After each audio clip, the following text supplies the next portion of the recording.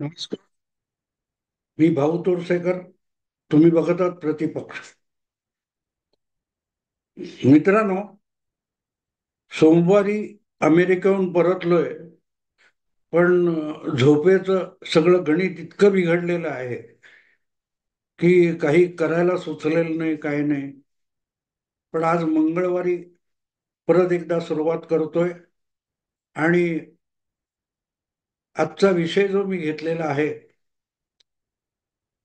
तो आहे लोकसभा आणि विधान परिषद यांच्या ज्या निवडणुका झाल्या त्याचं माझं विश्लेषण आहे. मी तुम्हाला यापूर्वीच सांगितलेलं आहे.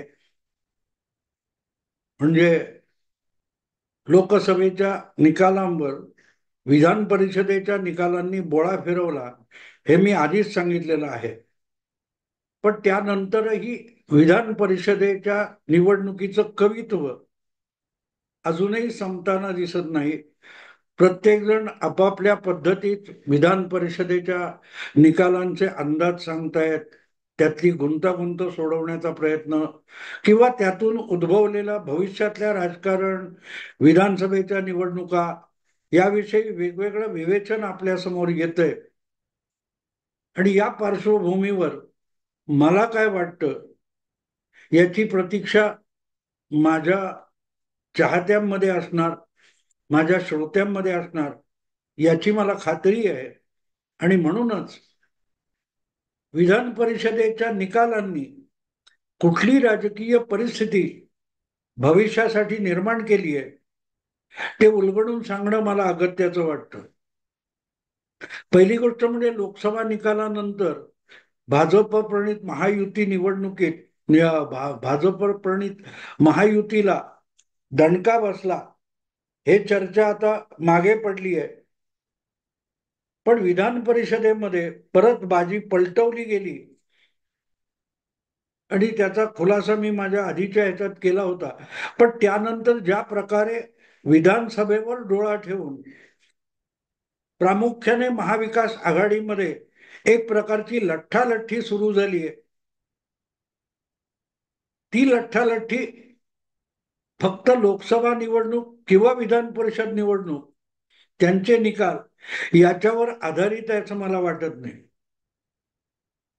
अगदी नेमकं सांगायचं तर विधान परिषद निवडणुकीच्या आदल्या दिवसापर्यंत जी महाविकास आघाडी भरभक्कम दिसत होती तिला कुठेतरी सुरुंग लागल्याची चिन्ह दिसायला लागली. आणि विधान परिषदेचं मतदान होण्याच्या आधीपासून, कारण विधान परिषदेच्या 11 जागांपैकी 2 जागा खात्रीपूर्वक महाविकास आघाडीच्या येणार होत्या आणि 8 जागा खात्रीपूर्वक महायुतीच्या येणार होत्या. पण जी 11वी जागा आहे ती जागा 12 उमेदवार असले तरच निर्णायक ठरणार होती. आणि तसंच झालं, कारण महाविकास आघाडीमध्ये किंवा एकूणच सगळ्या 6 पक्षांमध्ये कुठलंही मतैक्य झालं नाही. आणि त्याचा परिणाम नेमका मतदानावर झाला. मतं फुटली, मतं खरेदी झाली, मतं विकली गेली, वगैरे वगैरे चर्चा झाली. पण यामध्ये परत एकदा शरद पवारांना दणका बसला असं जे सांगितलं जातंय ते कितपत खरं आहे याविषयी मला शंका आहे. म्हणजे शरद पवारांनी त्यांचा जो राष्ट्रवादी काँग्रेस पक्षाचा गट आहे त्याच्यातर्फे कुठलाही अधिकृत उमेदवार उभा केला नव्हता. तर शेतकरी कामगार पक्षाचे सर्वे सर्वा आजचे रायगडचे जयंत पाटील यांनाच राष्ट्रवादीतर्फे अधिकृत उमेदवारी देण्यात आली होती. आणि राष्ट्रवादी शरद पवार गटाकडे अवघे 12 आमदार म्हणजे 12 मतदार असताना कमीत कमी आणखी 9 ते 10 मतं, सॉरी 11 ते 12 मतं जयंत पाटलांना मिळणं आवश्यक होतं. आणि त्याचं कारण असं की कोटा जो ठरला होता तो 23 आमदारांचा होता. कमीत कमी 23 आमदारांची मतं पहिल्या पसंतीची ज्या उमेदवाराला मिळतील तो थेट पहिल्या फेरीत निवडून येणार होता. आणि जयंत पाटलांना शेतकरी कामगार पक्षाच्या जयंत पाटलांना राष्ट्रवादीची फक्त 12 मतं मिळवून निवडून येणं शक्य नव्हतं. बघायला गेलं तर त्यांच्या पक्षाचे एक आमदार विधानसभेत आहेत, म्हणजे 13 मतं होतात. आणि मार्क्सवादी कम्युनिस्ट पक्षाचा एक धरला, तोही डावा म्हणून जयंत पाटलांच्या बरोबर गेला तर 14 मतं झाली असती. म्हणजे आणखीन 10 मतं ही काँग्रेस किंवा इतर कुठून तरी जयंत पाटलांना मिळायला पाहिजे होती. आणि ती मिळायची तर काँग्रेसला आपल्याकडे असलेली जी काय जास्त मतं होती, म्हणजे 39 मतं काँग्रेसकडे होती आणि 24 मतं जर काँग्रेसच्या उमेदवाराला दिली असती तर 15 मतं काँग्रेसकडे जादा होती. आणि ती जर मतं जयंत पाटलांना मिळाली असती तर पहिल्या फेरीतच जयंत पाटील जिंकले असते. पण जयंत पाटील हे शेकापचे असण्यापेक्षा शरद पवारांचे उमेदवार होते आणि त्यांना पाडायचीच व्यवस्था एक प्रकारे उद्धव ठाकरे आणि काँग्रेस पक्ष यांनी केली असा दावा आता सरळ सरळ करता येतो. कारण जसं शरद पवारांची 12 मतं होती तशी उद्धव ठाकरेंकडे काहीतरी 14 मतं होती आणि शिवसेनेचा अधिकृत उमेदवार असल्यामुळे ती 14 मतं त्याला गेली तर त्याला अधिकची 10 मतं पाहिजे, ती परत काँग्रेसकडून पाहिजे होती. म्हणजे महाविकास आघाडीचे जे दोन उमेदवार रिंगणात होते, जयंत पाटील आणि उद्धव ठाकरेंचे निकटवर्तीय मिलिंद नार्वेकर, या दोघांनाही काँग्रेसच्या मतावर अवलंबून राहायचं होतं आणि तिथेच गडबड झाली. जर एवढ्या मोठ्या प्रमाणात काँग्रेसचा झुकाव हा मिलिंद नार्वेकरांकडे दिसला असं आपण म्हणू शकतो, तर मग काँग्रेस पक्षाने शरद पवारांना वाऱ्यावर सोडलं असा निष्कर्ष काढावा लागतो. पण एकट्या काँग्रेसने ते केलंय का? काँग्रेसला शरद पवारांपेक्षा उद्धव ठाकरे जवळचे वाटले असा या निकालाचा अर्थ लागतो. कारण अधिकची मतं नसताना हाताशी उद्धव ठाकरेंनी जुगार खेळला आणि ती मतं गेली कोणाकडे, तर उद्धव ठाकरेंकडे किंवा त्यांच्या उबाठा शिवसेनेकडे. म्हणजेच उबाठा शिवसेनेने जयंत पाटील ह्या शरद पवारांच्या उमेदवारांना पाडलं असं म्हणता येतं. याचं एक कारण असं आहे की मतदानापूर्वी आदल्या दिवशी शरद पवार हे काही ना काही गणित जुळवण्याच्या दृष्टीने उद्धव ठाकरेंशी संपर्क साधत होते. पण उद्धव ठाकरे हे त्यांच्या आजवरच्या इतिहासाप्रमाणे शरद पवारांना सुद्धा नॉट रिचेबल झाले. आपण 4.5 वर्षापूर्वी जी चूक केली होती ती शरद पवारांना यावेळेला भल्या मोठ्या किमती सकट परतफेड करावी लागली. उद्धव ठाकरेंना मुख्यमंत्री पदाचा आमिष दाखवून याच शरद पवारांनी देवेंद्र फडणवीसांसाठी उद्धव ठाकरेंना नॉट रिचेबल बनवलं होतं. तुम्हाला आठवतं ना, विधानसभेचे 1900 निकाल लागले त्यानंतर उद्धव ठाकरेंना वारंवार 20-25 वेळेला देवेंद्र फडणवीसांनी फोन केला होता की महायुतीला बहुमत मिळाले, चला सरकार स्थापन करण्यासाठी राज्यपालांना भेटायला जाऊ. पण उद्धव ठाकरे देवेंद्र फडणवीसांचा फोनच उचलत नव्हते आणि त्यामुळे महायुतीला बहुमत मिळून सुद्धा महायुतीचं सरकार बनू शकलं नाही. मतदारांनी दिलेला कौल बारगळला आणि मतदाराने नाकारलेल्या काँग्रेस आणि राष्ट्रवादी यांना घेऊन उद्धव ठाकरे यांनी सरकार बनवलं. उद्धव ठाकरे यांना नॉट रिचेबल बनवणं हा जो चमत्कार शरद पवारांनी घडवला होता त्यातूनच महाविकास आघाडी रिचेबल झाली. पण लोकसभा निवडणुकीपूर्वी परत एक राजकारण झालं ज्यामध्ये शिवसेना फुटली, राष्ट्रवादी फुटली, शरद पवारांचा पक्ष फुटला. पण तो फुटलेला पक्ष परत सावरून आपला जो गट होता त्याला मजबूत करून आपल्या पुतण्याला शह देण्यात शरद पवार यशस्वी झाले. पण नुसता पुतण्याला किंवा देवेंद्र फडणवीस आणि महायुतीला काटछळ शरद पवारांनी दिला नाही, तर महाविकास आघाडीमध्ये सर्वात मजबूत असा पक्ष कोण असेल तर तो राष्ट्रवादी शरद पवार गट. हे शरद पवारांनी सिद्ध केलं. कमीत कमी जागा घेऊन जास्तीत जास्त जागा 10 घेतल्या, 8 निवडून आणल्या, जे काँग्रेसला शक्य झालं नाही, जे सर्वाधिक जागा घेऊन उद्धव ठाकरेंना शक्य झालं नाही. त्यामुळे भाजप विरोधी राजकारणात महाराष्ट्राच्या शरद पवारांचं पारडं जड होऊन गेलं.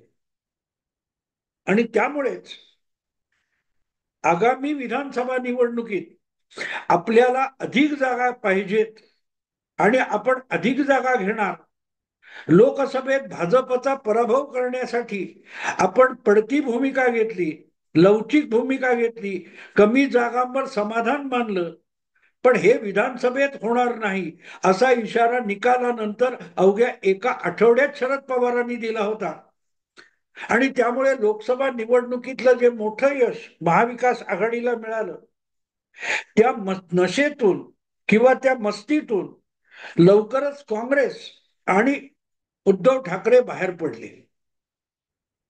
की विधानसभा निवडणुकीत ही एकजूट टिकवायची नाही, आणि टिकवायची असेल तर आपल्याला झुकतं माप द्यावं लागेल. हा शरद पवारांचा इशारा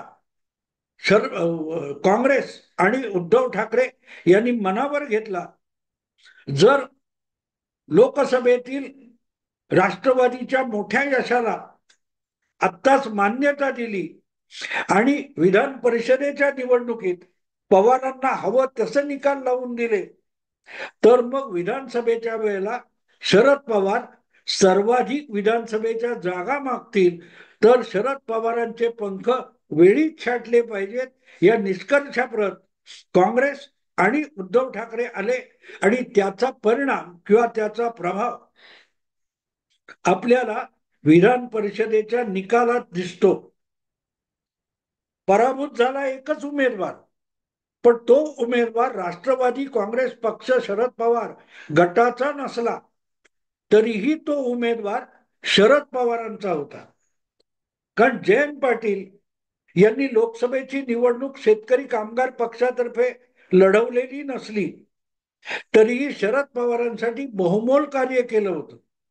शरद पवारांना आवश्यक असलेली समीकरणं लोकसभा निवडणुकीपूर्वी जुळवण्याचं काम शरद पवारांचे प्रतिनिधी म्हणून शेतकरी कामगार पक्षाचे जयंत पाटील करत होते. आणि त्याच्या बदल्यात त्यांना विधान परिषदेत निवडून आणण्याचं आश्वासन शरद पवारांनी दिलं होतं. आणि म्हणून विनाविलंब जेव्हा विधान परिषदेच्या निवडणुका आल्या तेव्हा पहिल्या फटक्यात राष्ट्रवादी शरद पवार गटातर्फे थेट जयंत पाटलांचं नाव पुढे आलं.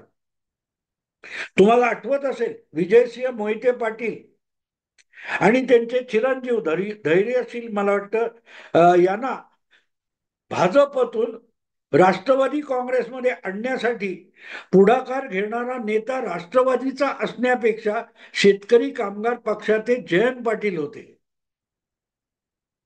पण त्याच जयंत पाटलांच्या रायगड जिल्ह्यामध्ये त्यांचे कट्टर विरोधक असलेले राष्ट्रवादीचे सुनील तटकरे निवडून आले आणि तिथे शिवसेनेचे अनंत गीते पराभूत झाले. तर उरलेल्या रायगड जिल्ह्यातले जे 3 विधानसभा मतदारसंघ आहेत तिथे सुद्धा एकनाथ शिंदेचे श्रीरंग बारणे विजयी झाले. म्हणजे महाविकास आघाडीला किंवा शिवसेनेला महाविकास आघाडीच्या रायगडमध्ये दगाफटका झाला तो जयंत पाटलांकडून झाला. असं जर उद्धव ठाकरे यांचा निष्कर्ष असेल तर तो चुकीचा मानता येणार नाही.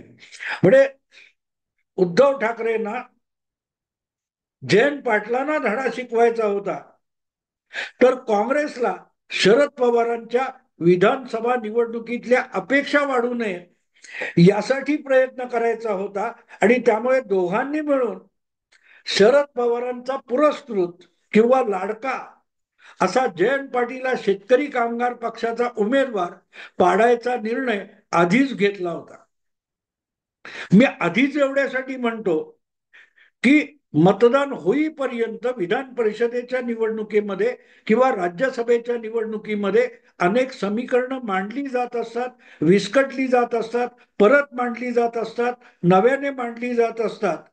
अशा 2 दिवस किंवा 1 दिवस जर उद्धव ठाकरे हे शरद पवारांशी बोलायला सुद्धा तयार नसतील आणि काँग्रेसमध्ये झुकतं माप उद्धव ठाकरेंना द्यायचं की शरद पवारांना द्यायचं यावरून गटबाजी आणि तंटा झालेला असेल, तर मग एक गोष्ट सरळ होते की काँग्रेसमधला एक मोठा गट सरळ सरळ शरद पवारांच्या विरोधात जाण्यासाठी तयार झालेला होता आणि त्याचा परिणाम आपल्याला निकालात दिसलेला आहे.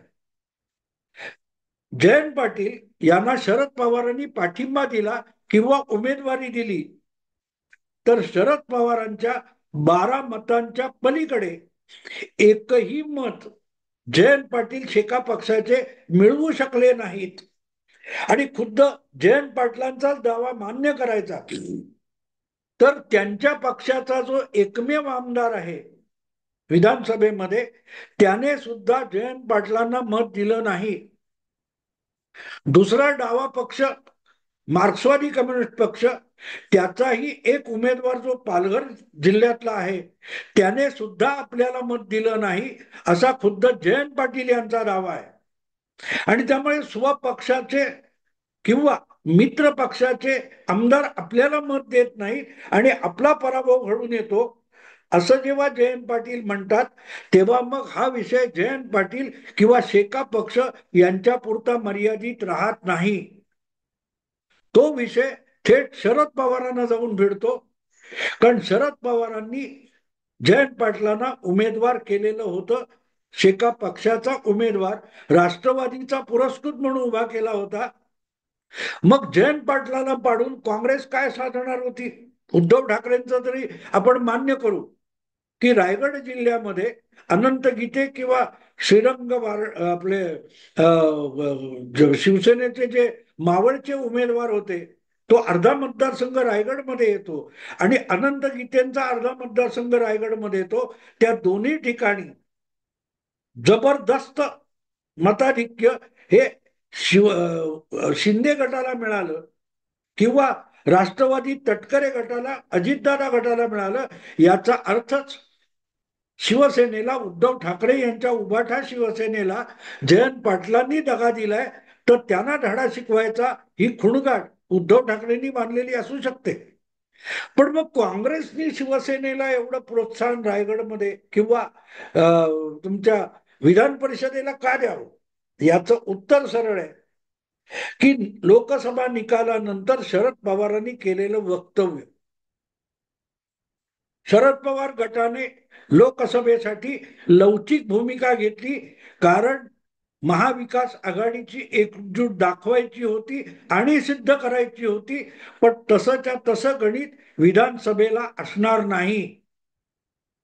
जास्तीत जास्त जागा म्हणजे जवळपास 100 किंवा त्यापेक्षा अधिक जागा शरद पवार गट विधानसभेला लढवू इच्छितो. हे जे शरद पवारांचं वक्तव्य आहे ते राष्ट्रवादी आपला शिवसेना उभाठापेक्षा काँग्रेसला धक्का देणार आहे. ज्या विदर्भामध्ये एखाद दुसरी जागा अनिल देशमुख सोडलं तर शरद पवारांचं फारसं वर्षाचं नाही तरीही तिथे शरद पवारांना 20 जागा हव्या आहेत आणि हे शरद पवारांनी आपल्या समोर टाकलेलं कोडं आहे ते सोडवायचं असेल तर ते विधान परिषदेत सोडवावं लागेल. विधान परिषदेचा शरद पवारांच्या राष्ट्रवादी गटाची नांगी ठेचली पाहिजे या निष्कर्षाप्रत काँग्रेस पक्षातले बहुसंख्य नेते आले होते आणि म्हणूनच त्यांनी विधान परिषदेच्या निवडणुकीत आपल्या अधिकच्या आमदारांची मतं ही जयंत पाटलांना देण्यापेक्षा उद्धव ठाकरे यांचे विश्वासू आणि अधिकृत उमेदवार मिलिंद नार्वेकर यांच्या पारड्यात टाकली. बघितलं तर मिलिंद नार्वेकर पराभूत झाल्याने उद्धव ठाकरे यांचं नाक वगैरे काय कापलं गेलं नसतं. पण शरद पवारांनी आपली 12च्या 12 मतं शेकापच्या जयंत पाटलांना दिल्यानंतर त्यामध्ये गल्लत होणार असेल तर मग ती शरद पवारांची नाचक्की ठरते. आणि लक्षात घ्या की अजितदादांचा लोकसभेत दारुण पराभव झाला असताना त्यांना अधिकची मतं मिळाली. एकनाथ शिंदे यांच्याकडे उगे 40 आमदार असताना त्यांना जवळजवळ 8 ते 9 मतं अधिक मिळाली. आणि शरद पवार जयंत पाटलांना मदत करू शकले नाहीत. ही गोष्ट जितकी शरद पवारांना धडा शिकवणारी आहे तितकीच जयंत पाटील आणि राष्ट्रवादी काँग्रेस शरद पवार गट यांच्यात वितुष्ट निर्माण करणारी सुद्धा आहे. आणि म्हणून मला असं वाटतं की विधान परिषदेची निवडणूक डोळ्यासमोर ठेवून विधान परिषदेची विधानसभेची निवडणूक डोळ्यासमोर ठेवून काँग्रेस आणि उद्धव ठाकरे या दोघांनी मिळून शरद पवारांना त्यांची जागा दाखवून देण्याचा प्रयत्न केलाय. आणि हा येऊ घातलेल्या पुढल्या 3-4 महिन्यातल्या राजकारणाचा सुगावा आहे. येऊ घातलेल्या विधानसभा निवडणुकीत महाविकास आघाडीमध्ये जागा वाटपावरून किती लठ्ठालठ्ठी आणि हाणामारी होणार आहे त्याचे संकेत या विधान परिषद निकालातून दिले गेलेत असं माझं प्रामाणिक मत आहे. मित्रांनो, आता इथे थांबतो. नव्याने सुरू केलेला व्हिडिओ आहे, आवडला लाईक करा, शेअर करा, सबस्क्राईब करा. नमस्कार.